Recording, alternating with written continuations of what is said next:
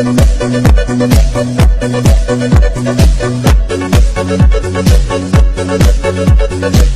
1000 साल पहले इतना बड़ा वेनिस शहर पानी के ऊपर कैसे बनाया गया? यहाँ पर ना रोड्स थे, ना जमीन और ना ही पीने का साफ पानी, लेकिन फिर भी वेनिशियंस ने इसको सबसे पावरफुल सिटी बनाकर दिखाया। पर आखिर ये सब मुमकिन कैसे हुआ? बारबेरियन और हंस नॉर्दर्न यूरोप के कुछ खाना बदोश कबीले थे, जिन्होंने रोमन एम्पायर की कमजोरी का फायदा उठाते हुए इन आइलैंड्स पर हमला किया था। उस वक्त हालात इतने गंभीर थे कि इन नरम आइलैंड्स पर रहना ही इनकी मजबूरी बन गया। साहिल से 5 किलोमीटर दूर 150 से भी ज्यादा छोटे छोटे मार्शी आइलैंड्स थे, पर इन सभी का एक जैसा हाल था। इसी दौरान एक शख्स जमीन के अंदर धंसता जा रहा था। अपने आप को बचाने के लिए उसने अपनी बोट के चप्पू को जमीन में गाड़ा तो वो कई फुट नीचे जाने के बाद बिल्कुल ठोस हो गया। यहीं से इनको आइडिया आया, जो बाद में वेनिस सिटी की बुनियाद बना। यहाँ से चंद किलोमीटर दूर, जहाँ आज का क्रोशिया है, वहाँ के जंगलों से पेड़ों के तने लाए गए और इनको मार्शी आइलैंड्स पर ठोक ठोक कर अंदर गाड़ा गया। तकरीबन 5 मीटर नीचे जाने के बाद ये तने जमीन की सख्त मिट्टी में जाकर अपनी ग्रिप बना लेते थे। इनको एक दूसरे के करीब करीब अंदर ठोका जाता ताकि एक स्टेबल प्लेटफॉर्म बन सके। पाइल्स को अंदर डालने के बाद इनके ऊपर का हिस्सा काट कर लेवल किया गया और उसके ऊपर लकड़ी के तख्ते बिछाए गए ताकि पूरा लॉर्ड पाइल्स में बराबर डिवाइड हो सके। इस फाउंडेशन को पानी के लेवल से ऊपर उठाने के लिए स्पेशल लाइमस्टोन के ब्लॉक्स रखे गए। ऊपर पत्थरों का लॉर्ड और नीचे 5 मीटर लंबे वुडन पाइल्स। ये सिंपल कॉम्बिनेशन एक मजबूत फाउंडेशन बनाने के लिए काफी था। लकड़ी के तने जो अब पानी के अंदर थे, वो फुलकर एक दूसरे में टाइट हो गए और इनके बीच हवा गुजरने की जगह भी नहीं बची। यही वजह है कि वेनिस में जो पाइल्स करीब 1000 साल पहले गाड़े गए थे, वो आज तक परफेक्ट कंडीशन में शहर का वजन झेले हुए हैं। फाउंडेशन डालने के बाद इसके ऊपर बिल्डिंग्स बनाने का काम शुरू किया गया। वेनिशियंस ने ईंटों से अपने घर बनाए। बिल्डिंग्स को हल्का रखने के लिए घर 3 स्टोरी से ज्यादा बड़े नहीं रखे जाते थे। ईंटों के बीच में लाइमस्टोन के पाउडर से बनाया गया स्पेशल गारा डाला जाता ताकि मजबूती के साथ साथ दीवारें फ्लेक्सिबल भी रहे। फ्लोर्स और अंदर की दीवारें लकड़ी के तख्तों से बनाई गई, जिनको बाहर से लोहे की रॉड्स डालकर होल्ड किया जाता। ये आइडिया वेनिशियंस में काफी फेमस हो गया और देखते ही देखते इसी तरीके से आइलैंड्स घरों से भरते गए। वेनिस सिटी में अब सबसे ज्यादा जरूरत इन आइलैंड्स को आपस में कनेक्ट करने की थी। पहले 500 सालों तक ये आइलैंड्स आपस में कनेक्टेड नहीं थे, लेकिन जब आबादी काफी बढ़ गई और कारोबार भी ज्यादा होने लगा, तो यहाँ का बिजनेस हब, जिसे रियाल्टो कहा जाता है, इसे कनेक्ट करने के लिए यहाँ वेनिस का सबसे पहला स्टोन ब्रिज बनाने का फैसला लिया गया। इसको बनाने के लिए उसी तरीके का सहारा लिया गया जिसकी मदद से यहाँ हजारों घर बने थे। 12,000 से ज्यादा वुडन पाइल्स नहर के किनारे पर लगाई गई और उनके ऊपर 10,000 टन वजनी पत्थर का आर्च ब्रिज कंस्ट्रक्ट किया गया। ये ब्रिज इतना कामयाब हुआ कि पूरे वेनिस में इसी तरीके से पत्थर से बने ब्रिज बनाए जाने लगे। आज भी ये ब्रिज उसी मजबूती से खड़े लोगों का वजन बर्दाश्त कर रहे हैं।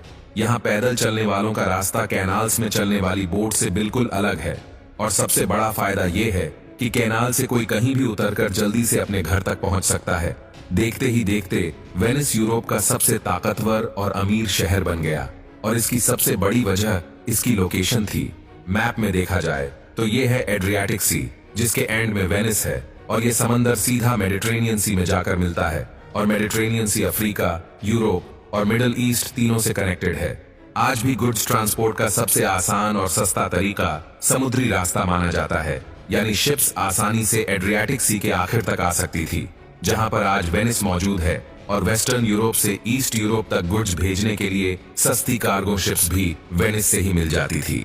इसी बिजनेस एक्टिविटी की वजह से वेनिशियंस काफी मालदार हो गए। ये देखते हुए आसपास के देश के लोग भी वेनिस में बसने लगे और देखते ही देखते यहाँ की आबादी काफी बढ़ गई। अब वेनिस में पीने के पानी की डिमांड हद से ज्यादा बढ़ गई। बेशक वेनिस चारों तरफ पानी से घिरा हुआ है, लेकिन ये समंदर का नमकीन पानी है जिसे पिया नहीं जा सकता। वेनिस में पीने का पानी मेनलैंड से ड्रम्स में भर भर के कश्तियों में लाद कर लाया जाता था, लेकिन जब यहाँ की पॉपुलेशन 1,70,000 हुई तो पानी की किल्लत होने लगी। इसके लिए वेनिस में ही आइलैंड्स के चंद हिस्से ऐसे थे जहाँ कंस्ट्रक्शन नहीं हुई थी।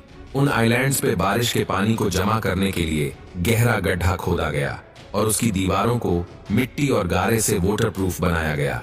अगर आपको लग रहा है कि इन गहरे गड्ढों में डायरेक्टली बारिश का पानी स्टोर किया जाएगा, तो ऐसा नहीं है, बल्कि वेनिशियंस की सोच इससे ज्यादा एडवांस थी। इन गड्ढों में कुओं को बनाकर उसके इर्द गिर्द रेत और पत्थर डाले गए और उनके ऊपर टाइल्स लगाकर वापस प्लेन सरफेस कर दिया गया। सरफेस पे कुछ सुराख छोड़े गए जिसमें से बारिश का पानी अंदर जा सके। ये पानी रेत और पत्थर से होता हुआ जब कुएं में जमा होता तो ये फिल्टर भी हो जाता था। पानी की फिल्ट्रेशन का ये नेचुरल प्रोसेस है।